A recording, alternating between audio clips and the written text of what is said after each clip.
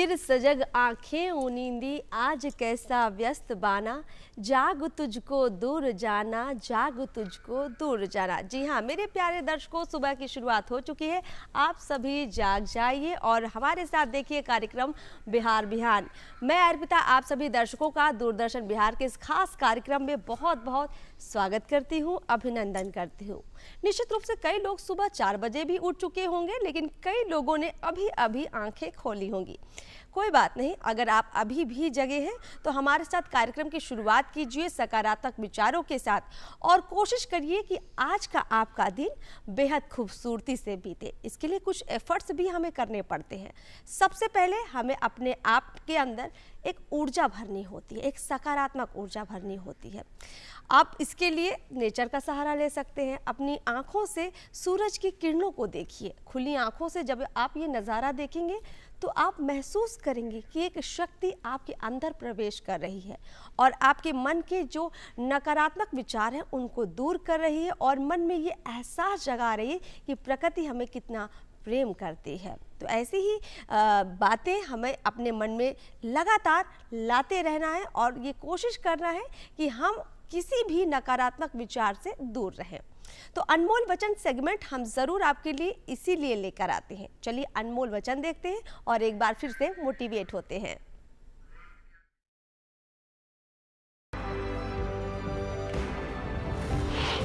गुलाब को उपदेश देने की आवश्यकता नहीं होती, वह तो केवल अपनी खुशबू बिखेरता है। उसकी खुशबू ही उसका संदेश है। महात्मा गांधी।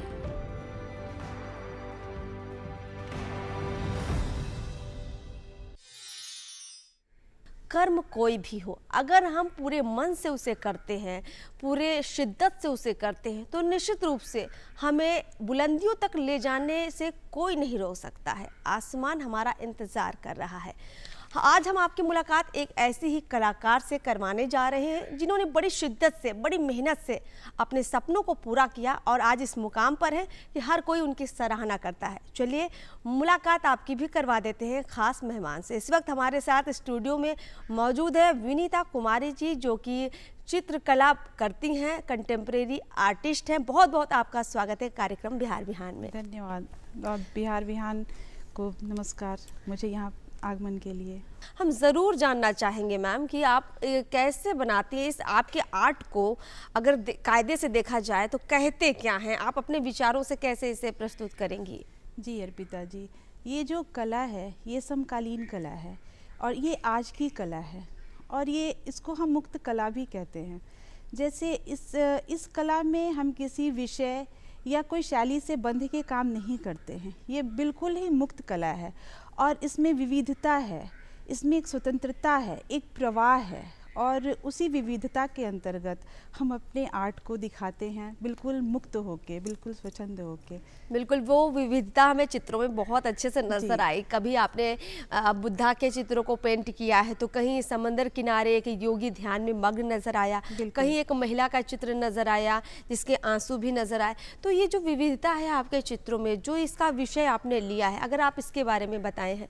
जी, ये विविधता जैसे कि मेरे पेंटिंग्स में आपको कहीं स्त्री के हृदय का करुणा तो कहीं दिखेगा, आपको संबोधि के क्षण भी दिखाई देंगे, तो कहीं आपके प्रकृति के अप्रतिम सौंदर्य, तो कहीं आपको सीता के चरित्र का भी, सीता के अग्नि परीक्षा भी दिखाई देगी। तो मैंने अपने पेंटिंग में यही विविधताओं को दिखाया है, जीवन के अलग अलग विविधताओं को मैंने दिखाया है। तो कहाँ से ये विषय आपके मन में आते हैं? दरअसल मेरी जो सारी जो पेंटिंग्स हैं वो मेरे जीवन पे ही आधारित है। मैंने कहीं मेरे जीवन पे कहें या फिर मैंने जो अपने जीवन में जो फील किया, जो मैंने अनुभव किया, जो देखा, तो मैंने उसको कोरे कैनवास पे उतारा। और जब आप कला को किसी भी गहराई से आप फील करते हैं, उसकी गहराई में जाते हैं, तो आपके अंदर एक बेचैनी होता है और उस बेचैनी को हम व्यक्त करना चाहते हैं किसी न किसी माध्यम से। तो हम कलाकार या हम कला प्रेमी उसी टाइम में हम ये कहेंगे कि कला का जन्म होता है। तो हम उसी टाइम में अपने अनुभवों को कैनवास पे उतारते हैं और मेरी पेंटिंग भी, हर पेंटिंग के पीछे एक कहानी होती है, उसका एक जीवन होता है, वो मृत नहीं होता है, उसके पीछे सजीव कहानी होती है। हम कलाकारों से अगर आप पूछेंगे तो हर पेंटिंग की अपनी एक कहानी है, और मेरी भी पेंटिंग के पीछे अपनी, हर पेंटिंग के पीछे अपनी एक कहानी है। बहुत गहराई की बात आपने कही कि जो चित्र है वो निर्जीव बिल्कुल नहीं होते, क्योंकि उनके पीछे एक सच्चाई छिपी होती है, एक जीवन छुपा होता है, और उस जीवन की हम ज़रूर आपसे बात करेंगे। आपने जो देखा अपनी आँखों से या जो आपने महसूस किया, वो आपने अपने चित्रों में उनको उतारा है, उन चीज़ों को उतारा है। तो अगर आप कुछ चित्रों का जिक्र करें, जैसे अभी हमने आपके चित्र में देखा कि एक योगी ध्यान में मग्न है और कुछ वाद्य यंत्र बजा रहे हैं, अगर आप उसके बारे में बताएं कि ये कहाँ आपने देखा और कैसे इसको आपने चित्रों में उकेरा। बिल्कुल, ये मेरा तैल चित्र है, जो कि कलर में विविधताएं हैं, तो ये मेरा एक तैल चित्र है। और मैं इसमें एक है समुद्र के किनारे सूर्यास्त हो रहा है और एक योगी यंत्र बजा रहा है। मैं गोकर्ण में ऐसे घूम रही थी, कर्नाटका में गोकर्ण एक जगह, वहाँ मैं घूम रही थी, तो अचानक से ही मुझे एक ध्वनि की आवाज़ आई। तो समुद्र के बीच में उस ध्वनि का मुझे समावेश बड़ा ही खींचा मुझे, तो मैं उस तरफ गई। तो मैंने देखा कि एक योगी बड़ा ही ध्यान मग्न होके उस वाद्य यंत्र को बजा रहा था, और फिर उस सनसेट का होना, सूर्यास्त का होना, और वो ध्वनि मुझे एक ऐसी दुनिया में लेके चला गया, मतलब अब बता नहीं सकती हूँ मैं आपको, मैं बिल्कुल अलग दुनिया में चली गई। और वो क्षण जो है ना, मेरे लिए, मेरे जीवन को बहुत प्रभावित किया, उतना ध्यान मग्न उसका होना। तो मैंने उस क्षण को अपने कैनवास में कैद किया। क्या बात है, इतनी गहराई में जब आर्टिस्ट चले जाते हैं तो उनके चित्रों में वो खूबसूरती भला क्यों ना ही आए। आपने जीवन के उस रंग को देखा है जिसे हम लोग आध्यात्मिक रंग भी कह सकते हैं, जो ऐसा रंग है जो हमें बताता है कि संसार में सब कुछ एक समान है। अगर हम देखें तो यहाँ कुछ भी विभिन्नताएं नहीं है, अलग अलग चीज़ें होकर भी सब एक हैं, सब समायोजित हैं, और ये खूबसूरती आपके चित्रों की हमें बहुत आकर्षित करती है। अगर आपकी हम आर्ट की बात करें तो एक आर्टिस्ट के रूप में क्या मतलब सामग्री जो आप इस्तेमाल करते हैं, तो क्या आप ख़ास तौर पर इस्तेमाल करते हैं, किस तरह के रंग हैं, किस तरह के ब्रश वगैरह इस्तेमाल करती हैं आप? मेरी पेंटिंग्स जो समकालीन कला है, इसमें विविधताएं बहुत है, जैसा कि मैंने आपको बताया। तो इसमें ऑयल कलर मैं प्रमुखता से यूज करती हूँ। इसमें ऑयल कलर है, एक्रिलिक है, वाटर कलर पे भी मैंने बहुत काम किया है, पेंसिल और चारकोल से भी बहुत सुंदर काम होता है। और इसका जो ख़ास बात जो ये है ऑयल कलर का, कि ये आपको बहुत ही नेचुरल लुक देंगे, और वाटर का भी है। और मैंने ब्रश से और नाइफ़ से भी मुझे काम करना बहुत अच्छा लगता है, मैं नाइफ़ भी बहुत यूज़ करती हूँ। तो इसमें विविधताएं हैं। बिल्कुल, मतलब आपने हर फॉर्म का इस्तेमाल किया है, चाहे वो विषय वस्तु हो, चाहे वो रंग हो, या फिर वो इंस्ट्रूमेंट हो जो कलर करने के लिए इस्तेमाल करती हैं। अच्छा, ये जो आप में गहराई आई है चित्रकला के प्रति, ये आर्ट जो आपके अंदर आया है, कैसे आया, स्टार्टिंग कहाँ से हुई, शुरुआत कैसे हुई आपकी इस जर्नी की? जी, ये बहुत ही सुंदर क्वेश्चन किया आपने। ये जो मेरे बचपन से ही मेरे जहन में, जैसे मैं फूल देखती थी, पत्तियाँ देखती थी, तो मैं पहले स्केच पेन जो होता था, मैं स्केच से अपने कॉपी पे उकेरती थी उसको स्कूलों में। फिर कॉलेज में भी गई तो मेरा इससे कभी नाता टूटा नहीं, मैं कोई भी चीज़ देखती थी उसको उतारने की कोशिश करती थी अपने कॉपी में। तो फिर धीरे धीरे जब मैं कॉलेज में गई तो फिर मुझे लगा कि मुझे कहीं ट्रेनिंग लेना चाहिए इसका। तो पहले आर्ट को बहुत कम आंका जाता था, तो मैंने पापा को ये बात बोला कि पापा मैं सीखना चाहती हूँ। तो पापा बोले कि नहीं, इसका क्या स्कोप है। तो फिर मैंने उनको मनाया, तो फिर पापा बोले कि ठीक है, तो फिर तो मैं अपने घर से 40 किलोमीटर दूर मैं सप्ताह में 2 दिन ट्रेनिंग के लिए जाती थी। ट्रेनिंग क्या, उस समय हल्का फुल्का स्केचेस सिखाए जाते थे, तो मैंने वो सीखा किया। फिर उसके बाद मैंने शादी के बाद भी मुझे काफ़ी अच्छा ये मिला, प्रोत्साहन मिला मुझे। तो मैं BFA फिर किया मैंने शादी के बाद, और फिर धीरे धीरे करते करते ये हॉबी कब प्रोफेशन में बदल गया मुझे पता ही नहीं चला। मैंने इस चीज़ों को छोड़ा ही नहीं कभी बचपन से। मैंने चीज़ों को देखना शुरू किया, उसको ऑब्जॉर्व करना शुरू किया, प्रकृति को देखना शुरू किया, हर इंसान के अंदर उसकी भावनाओं को देखना शुरू किया। तो धीरे धीरे ये चीज़ जो है ना, ये गहराई का रूप लेते गया और फिर मैंने उसको अपने कैनवास पे उतारना शुरू किया। क्या बात है। एक संघर्ष आपने ज़रूर जिसका जिक्र किया कि कई बार हम अपने शौक़ को यूं ही दबा देते हैं, उसे छोड़ देते हैं ये सोच कर कि कोई हमारा साथ नहीं दे रहा है, अब क्या ही कर सकते हैं। लेकिन ज़रा सुनिए विनीता जी को, किस तरीके से वो अपने पापा को मनाती हैं। बचपन के दौर में आप लोग भी कई बार चित्रकारी करते होंगे तो आपको यूं ही लगता होगा कि अच्छा ठीक है, तो 4 पेंसिल चलाकर हम कुछ चित्र बना लेते तो इसमें खास क्या है। लेकिन विनीता जी को खास लगा और इसीलिए आज वो इस मुकाम पर पहुंची है। तो अपने किसी भी शौक़ को यूं ही जाया मत कीजिए, उस पर काम करिएगा तो बहुत कुछ हासिल आप कर सकते हैं। आप बहुत अच्छा एग्जाम्पल आपने ये बताया है कि बचपन की कोई भी चीज़ आपको कितना आगे ले जा सकती है। अच्छा विनीता जी, आप तमाम मंचों पर गई, आपकी प्रदर्शनियाँ भी लगी, तो ज़रा उनके अनुभव को भी साझा कीजिए, कैसा रहता है? ज़रूर। अभी पिछले वर्ष ही हमारी ललित कला एकेडमी में 5 दिवसीय एग्जीबिशन लगा था, उसमें बहुत अच्छा लगा। सबसे अच्छा लगा कि लोगों में ये बोध हो रहा है, लोग जागरूक हो रहे हैं इसको देखने के लिए, जानने के लिए, समझने के लिए। तो हमें भी बहुत अच्छा लगता है ये चीज़। और फिर अभी 2025 में भी अभी ललित कला एकेडमी में सीनियर आर्टिस्ट का चुनाव हुआ था प्रदर्शनी के लिए, उसमें भी मेरा चयन हुआ, तो बहुत अच्छा लगा। फिर काफ़ी पुरस्कार भी मुझे मिलते रहते हैं, मैं वर्कशॉप में भी पार्टिसिपेट करते रहती हूँ, तो बहुत अच्छा लगता है काम करते हुए। अच्छा, आपकी जो आर्ट है बहुत खूबसूरत आर्ट है, लोग चाहेंगे कि ज़रूर इसे मतलब हम ले लें या मेरे घर में भी पहुंच जाए आपका आर्ट, तो वो माध्यम क्या हो सकता है कि किस तरीके से लोग आप तक पहुंचकर वो आर्ट ले सकते हैं, खरीद सकते हैं? बिल्कुल, मेरे साथ भी ऐसा हुआ है, लोग लेते हैं मेरे से।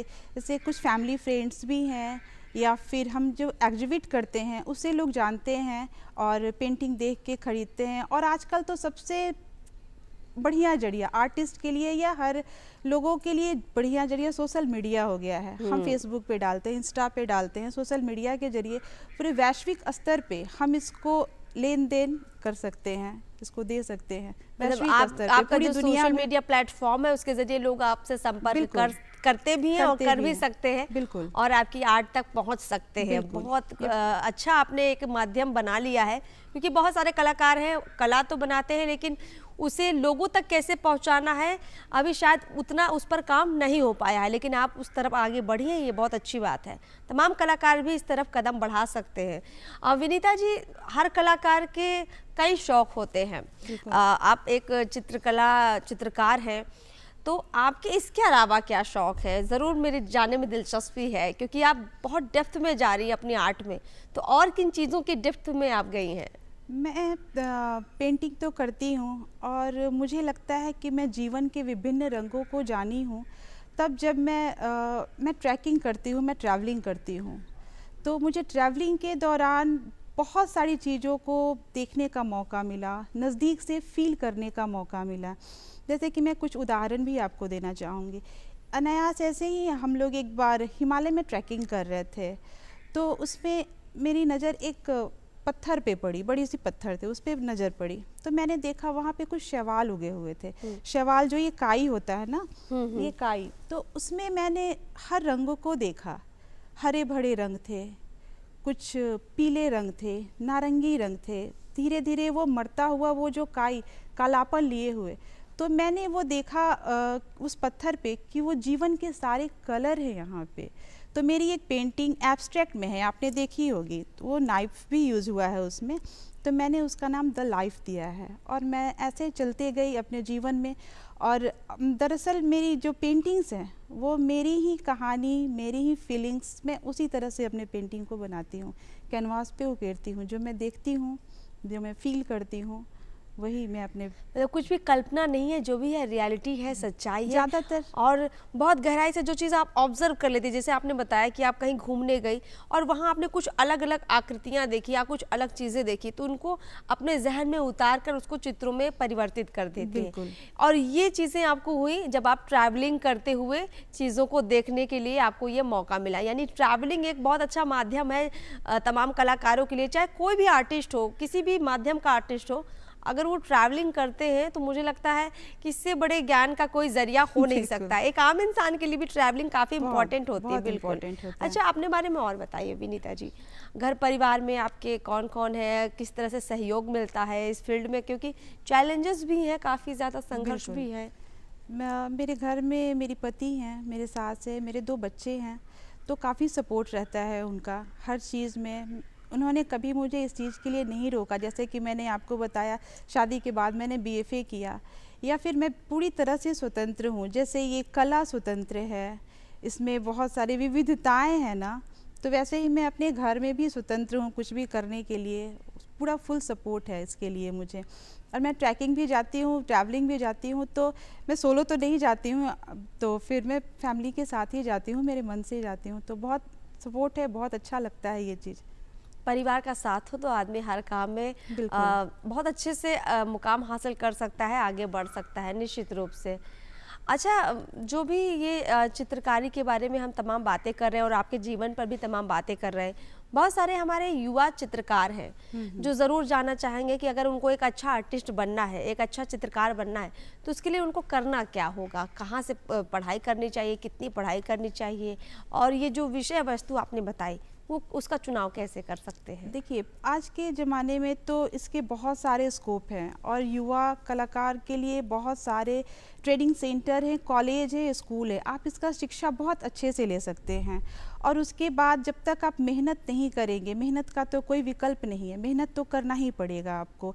तो वो अगर मेहनत करें और इसमें आगे जाएं, आजकल तो युवा कलाकारों के लिए भी प्रदर्शनियां लग रही हैं। अभी भी बिहार ललित कला अकादमी में लगा हुआ है युवा का, तो फिर बहुत ही, और बिहार में खासकर जो आप बिहार म्यूज़ियम है, वहाँ पे कलाकार और संस्कृति से जुड़ा हुआ, मतलब वो एक मंच बन गया है। आप अपनी कला को वहाँ पे दिखाएं, लोगों से जुड़े। और फिर जैसा कि मैंने बताया कि आप सोशल मीडिया में आप हैं, तो वहाँ से आप बहुत कुछ सीख भी सकते हैं और बहुत कुछ सिखा भी सकते हैं, लोगों को दे भी सकते हैं, और वहाँ से आपको बहुत कुछ मिलेगा।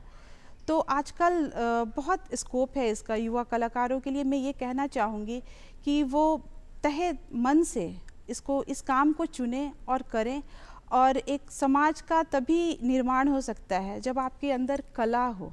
कला बहुत ज़रूरी है, आज के जनरेशन के लिए भी बहुत ज़रूरी है। बिल्कुल, क्योंकि कला जो है आपको शांति देता है, सुकून देता है, ये भागम भाग की दुनिया में, स्ट्रेस की दुनिया में।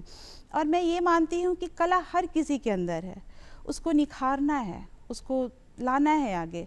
तो वो चीज़ बहुत ज़रूरी है, आज के युवा कलाकारों को भी बहुत ज़रूरी है ये चीज़, समाज के लिए भी बहुत ज़रूरी है ये। बिल्कुल। आपकी कुछ प्रदर्शनी भी लगी हुई हैं अब बिहार में कई जगहों पर, अगर आप उनका जिक्र करना चाहें कि आपकी कुछ खास पेंटिंग कुछ खास जगहों पर प्रदर्शित हो रही हैं। मेरी तो अभी हाल में प्रदर्शनी लगी थी, और मेरा एक बहुत ही अच्छा गंगा गैलरी में, पटना म्यूज़ियम का जो गंगा गैलरी है, वहाँ पे मेरी 10 फीट की एक पेंटिंग अस्थाई रूप से चुना गया है उसमें मेरा।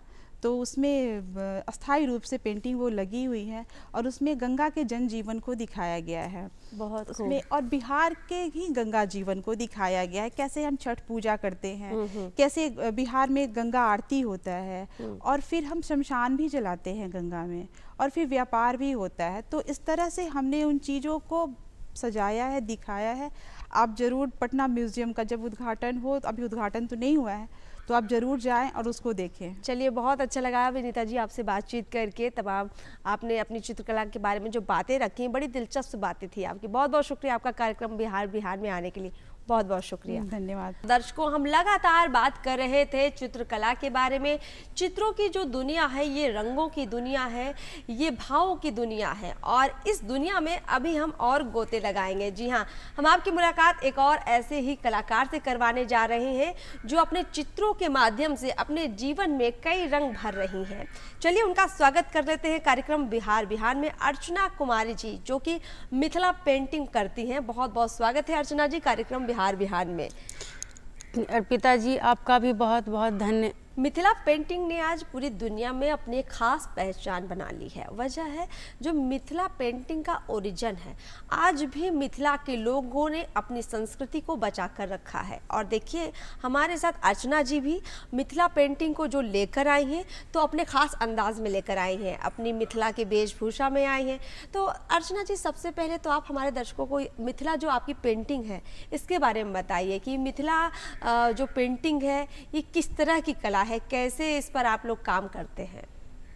मिथिला पेंटिंग एक तो मिथिला पेंटिंग तो मिथिला के लोक चित्रकला छियै जे एक पीढ़ी दोसर पीढ़ी के सौंपैत अबै छथिन। बिल्कुल, एक पीढ़ी से दूसरी पीढ़ी में मतलब आप अपनी जो है कहानियाँ, किस्से कहानियाँ पहुँचाते हैं और उसी से आर्ट बनता है। पहले तो ई चीज होइ छलै जे अरिपन बनायल जाइ छलै चावल के आटा से जमीन पर, ओकरा भू चित्र कहल जाइ छलै। और जेकरा बाल पेंटिंग एखन कहै छियै ओ भित्ति चित्र होइ छलै, गोबर मिट्टी से लेप कऽ ओहि पर में चित्र उरेखल जाइ छलैया। तऽ ओतऽ शुरुआत भेलै, फेर एक एहिमे किछु परिवर्तन एलै तो ई पेपर पर एले। लेकिन आब ई पेपरे तक सिमट के नहीं रह गेले। आब अगर अहाँ देखियो अर्पिता जी, तो अहाँ के सुबह के चाय के कप से ल क अहाँ के सुते के बेडशीट तक मिथिला पेंटिंग पहुंच गेल छै। बिल्कुल ठीक कह रहे हैं आप। पहले हम लोग गांव में देखते थे कि कोई तीज त्योहार आता था तो लिपाई पुताई करते थे और मिथिला पेंटिंग बना देते थे। पर अब देखिए कपड़े भी पहनते हैं तो उसमें लगता है कि मिथिला पेंटिंग के कपड़े अगर चित्रकारी वाले होंगे तो बड़े खूबसूरत लगेंगे। और चाहे सीनरी की बात कर लीजिए, आजकल लोग बहुत पसंद कर रहे हैं मिथिला पेंटिंग को। तो आप जब मिथिला पेंटिंग करने की शुरुआत आपने की तो कब की आपने इसकी शुरुआत, कैसे शुरू हुआ ये सफ़र? शुरू से मुझे मिथिला पेंटिंग शुरू से ही हमरा पसंद छलैया, लेकिन ओकर ज्ञान नहीं छलै, पूर्ण ज्ञान। तो घर में पूजा पाठ होइ छलै तो छोट छोट अरिपन वगैरह हम बनबै छलहुँ। अरिपन जे भूमि पर में बनै छै। और मिथिला में एखनो भी की कल्चर छै, तो कोनो भी पर्व त्यौहार या काज त्यौहार होइ छै, जैसे जेना जनउ, उपनयन, शादी, तो ओहि पर में गाँव टोला मोहल्ला के जे रहै छथिन बुजुर्ग महिला ओ दीवाल पर में चित्र उरेखै छथिन। तो वह चीज हम देखै छलियनि हँ। और आइ हम अहाँके सामने कहै छी ई चीज जे जखन ओ सब कऽ कऽ चलि जाइ छलखिन हँ तो हम ओहि चीजके हाथसँ नपै छलिए, फिर ओकरा देखै छलिए छू छू कऽ आ फिर हम जाकऽ घरमे बनबै छलिए ई चीज। तो ओहन तऽ नहि होइ छलै, लेकिन तैयो होइ छलैया, किछु किछु चीज होइ छलै। तो अहिना होइत होइत हम प्रैक्टिस करै छलहुँ घरमे। करैत करैत 2014 में जखन हम कॉलेज में गेलहुँ तो हमरा 15 दिन का ट्रेनिंग लैके मौका भेटल। तो ओहिमे हम बॉर्डर वगैरह कचनी के हमरा ज्ञान भऽ गेल। तकर बाद 2017 में हमरा शादी भऽ गेल। तो हमरा घर के काज सब करी आ जे टाइम भऽ जाए से अपन काज में लागल रही। तो हमर हस्बैंड हमरा बहुत सपोर्ट केने छथि। ओ हमरा देखलथि ई सब काज करैत किछु किछु, तो कहलखिन अहाँके एहिमे इंटरेस्ट अछि? हम कहली हाँ अछि। तो ओ की केलखिन तो 2-3 टा मिथिला पेंटिंग आनि कऽ हमरा देलथि जे ई चीज बनबियौ। तो हम बनेलिए। तो कहलखिन जे कनी किछु मिछ कमी है। ओकर बाद दरभंगा में निजी संस्थान के द्वारा जतऽ मिथिला पेंटिंग और फाइन आर्ट के पूर्ण रूपेण शिक्षा देल जाइ छै, ओतऽसँ हम गोदना के जे मिथिला पेंटिंग एकटा पार्ट छै, हम गोदना के क्लास केलहुँ। तो ओहिमे हमरा ओ संस्थाके निर्देशक द्वारा कहल गेल जे अहाँके कचनी पर पकड़ यऽ, तो हमर उत्साह बढ़ि गेल।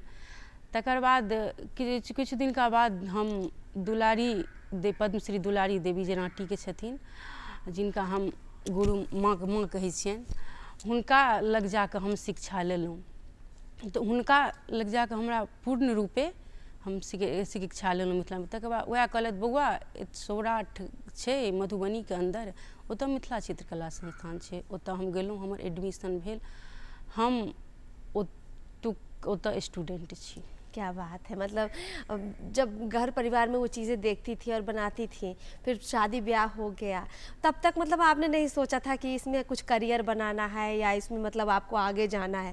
पर जब आपके हस्बैंड ने, आपके पति ने देखा कि आप बड़े मन से करती रहती हैं दिन भर, जैसे ही मौका मिलता है घर के काम से तुरंत मिथिला पेंटिंग में लग जाती है, तो उन्होंने पूरा सहयोग किया, आपको ट्रेनिंग वगैरह करवाया। अच्छा ये बताइए, जब आपका ये समय चल रहा था तो घर परिवार से तो सहयोग आपको काफ़ी मिल रहा था, तो इसकी जो सामग्री वगैरह है वो कैसे मतलब आप इस्तेमाल करती थी? सामग्री वगैरह देखिए, पहले तो होता था जब महिला ये करती थी तो बांस के कमचे को उसमें कॉटन लपेट कर करे छलखिन हाँ, लेकिन नहीं वो जो चीज़ अब तो वो चीज़ नहीं लगी। तो अर्चना जी हमें बता रही थी कि कैसे वो कलाकारी करती थी, मधुबनी पेंटिंग बनाते वक्त वो किन सामग्रियों का इस्तेमाल करती थी। आपने बताया कि बांस की लकड़ी लेकर उसमें रुई लपेटकर आप बनाती थी, ज़रा और गहराई से बताइए कैसे करती थी आप? हाँ, जब मैं अपने आसपास के बुजुर्ग महिला को देखती थी तो वो लोग इसी चीज़ से काम करते थे, लेकिन अब तो समय बदल गया है, धीरे धीरे सब मैथिली में बोलिए ना, अच्छा लगता है सुनने में।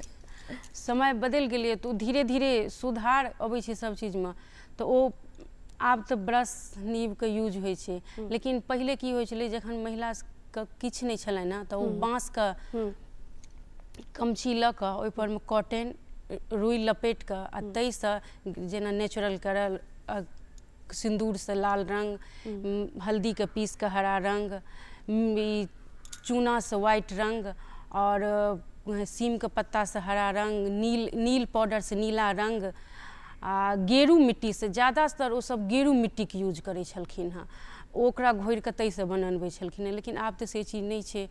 लेकिन ई चीज के उपयोग करबाक छै, हमहूँ करै छी, जखन हम फ्री से रहै छी तखन ई चीज के हमहूँ उपयोग करै छी। वाह, मतलब नेचुरल कलर की अपनी खूबसूरती होती है। हाँ। अच्छा, गाँव घरों में अभी भी इस्तेमाल होता होगा? हाँ, होता है, लेकिन अब समय नहीं रहने के कारण तो कॉस्मेटिक कलर का यूज करना ही पड़ता है। तो कॉस्मेटिक में कौन कौन से कलर इस्तेमाल करती हैं? जो मैं fabric colour, acrylic colour, water colour, वैसे लोग स्केच कलर भी करते हैं, लेकिन हम नहीं करी छी स्केच कलर का यूज। जखन ज़्यादा रहिए ऑर्डर तखन तो बाहरी कलर के कऽ लै छी, ओना हमर प्रयत्न रहिए जे नेचुरल कलर से हम पेंटिंग बनाबी। बहुत अच्छी बात है, नेचुरल कलर की अपनी खूबसूरती भी है और मज़ा भी आता होगा। शुरुआत से वही काम किया है तो ज़्यादा अच्छा लगता होगा। अच्छा, जैसे इसमें बहुत तरह के डिज़ाइन हम देखते हैं कि छठ वगैरह के चित्र भी बनाते हैं, और क्या क्या मिथिला पेंटिंग में चित्रकारी में जो बनाते हैं, क्या क्या डिज़ाइन बनाते हैं? और मिथिला पेंटिंग में मुख्य रूप से देवी देवता, पेड़, पशु पक्षी का बनने छै, कपड़ा पर में कयल जाइ छै। आब ती बहुत नीक हमरा मिथिला में एकटा ट्रेंडिंग आयल जे जते भी शादी विवाह होइ छै ओहिमे हर बाराती के पाग चादर से स्वागत कयल जाइ छनि, तो ओहि के लेल हर कलाकार के से चीज ई चीज होइ छै। बिल्कुल। अच्छा, जब आपने बताया कि आप सीखने जाती थी तो वहाँ पे आपको जो ट्रेनिंग मिलती थी, बहुत सारे कलाकार हैं जो सीखना चाहते हैं, समझना चाहते हैं, तो क्या क्या सीखने में इस्तेमाल करती थी आप सामग्री, हमारे दर्शकों को बताइए। सबसे पहले तो अर्पिता जी, जे बच्चा मिथिला पेंटिंग सीखऽ चाहे छै ओकरा मिथिला के कल्चर बुझऽ पड़तै, ओकरा शांत बनऽ पड़तै, ओकरा अपन कल्चर, अपन सभ्यता, अपन परिवेश के जानना पड़तै, ओकरा 3 से 4 घंटा बैसे के कैपेसिटी रहबाक चाही से बच्चा। आइ काल्हि की होइ छै तऽ अहाँके किछु पेंटिंग बनायल भऽ गेल, अहाँ सोशल मीडिया पर पोस्ट कऽ देलियै, अहाँ कलाकार बनि गेलियै। ई चीज नहीं होइ छै। जा धरि अहाँ मिथिला कल्चर के नहीं जानबै, जा धरि अहाँ विद्यापति के नहीं जानबनि, जा धरि अहाँ अपन परिवेश में देवी देवता के पूजा पाठ नहीं जानबनि, जा धरि अहाँ जा धरि अहाँ राजा सलहेश के स्टोरी नहीं जानबनि, ता धरि अहाँ नीक गोदना पेंटिंग नहीं कऽ सकै छी। बहुत अच्छी बात आपने कही कि जब तक अपने कल्चर को नहीं समझेंगे तो भला वो पेंटिंग कैसे बना पाएंगे। कल्चर को समझना, अपने संस्कृति संस्कार को समझना सबसे ज़रूरी। आप कई जगहों पर हमने सुना है कि स्कूलों में बच्चों को मुफ्त में सिखाती भी हैं, सरकारी स्कूलों में ख़ास तौर पर आप जाती हैं और 1-2 दिन समय निकाल कर सिखाती हैं बच्चों को, ये बहुत अच्छी आपकी पहल है। तो जो आप बच्चों को सिखाती हैं उसके बारे में थोड़ा और बताइए, कैसे ये प्रयास करती हैं? जी अर्पिता जी, ई कि एखन सरकारी संस्थान में की भऽ रहल छै तऽ सैटरडे के पठन पाठन के काज नहीं होइ छै, बच्चा के बाहरी शिक्षा देल जाइ छै। तऽ हमर ई प्रयास रहैए जे बच्चा के अपना कल्चर के जोड़ी, ओकर जानकारी दिए, जाकऽ ई चीज़ तो हम नहीं कहब जे हम हर बच्चा के अपना तरफ खींच लै छी, अपना कल्चर से जोड़ि लै छी, लेकिन बहुत बच्चा के जोड़लहुँ हँ। ताहिमे ओहिमे के दिव्यांग बच्चा, एहन एहन महिला छथि जे अपन परिवार के एहि चीज से भरण पोषण कऽ रहल छथि, एहि फील्ड में खूब नीक काज कऽ रहल छथि। सही बात। बहुत सारे बच्चों को आप जब सिखाती हैं तो हमने सुना है कि आप कुछ गीत संगीत भी गाती हैं जो आपके संस्कृति और वहाँ के संस्कार गीत हैं, तो कुछ अगर आप अभी गुनगुनाए, आप सोच लीजिए कि आपको हमें ही ट्रेनिंग देना है तो और गुनगुना के हमको सिखाइए ज़रा।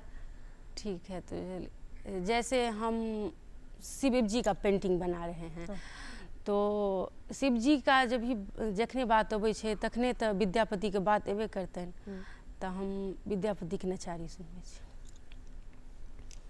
गे माई जोगिया मोर जगत सुखदा, यक दुख ककरो नहीं देल गे।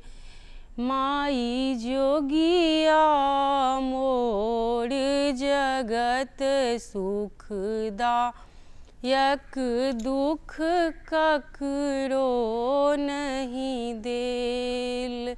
दुख ककरो नहीं देल गे माँ, ये दुख ककरो नहीं दे लेगे माई। एही जोगिया के भांग भूतियालक धथुर खुआए, धन ले लेगे माई जोगिया मोर जगत सुखदा, यक दुख ककरो नहीं देल। कार्तिक गणपति दुई जन बालक, जग भरी के नहीं जानेंगे माई। तीन को अबरन किछुओ ने देखइन, रति एक कान नहीं सोनेंगे माई। जोगिया मोर जगत सुखदा, यक दुख ककरो नहीं देल। बहुत खूब आपने गाया और आपके गाने से समझ में आया है कि कैसे आप अपने जो मधुबनी पेंटिंग है उसमें चित्रों को उकेरती होंगी। इतने प्यारे भाव आपके। बहुत बहुत शुक्रिया कि आप हमारे कार्यक्रम में आई और आपने इतने अच्छे से तमाम बातें अपने कल्चर के बारे में, अपनी आर्ट के बारे में हमारे दर्शकों को बताया। बहुत बहुत शुक्रिया आपका अर्चना जी हमसे बातचीत करने के लिए। चलिए अब दर्शकों जल्दी से हमारा पता भी नोट कर लीजिए और अपने दिल की बातें हम तक ज़रूर पहुँचाइए। हमारा पता है निदेशक डीडी बिहार, दूरदर्शन केंद्र Patna, Fraser road, pin code है 800001। आप हमें मेल भी कर सकते हैं director@gmail.com पर। तो उम्मीद है कि हमारे प्यारे दर्शकों ने हमारा पता ज़रूर नोट कर लिया होगा। दर्शकों आप अपनी बातें हम तक ज़रूर पहुंचाइए और अपने दिन को बेहद खूबसूरती से बिताइए। मुझे इजाज़त दीजिए। नमस्कार।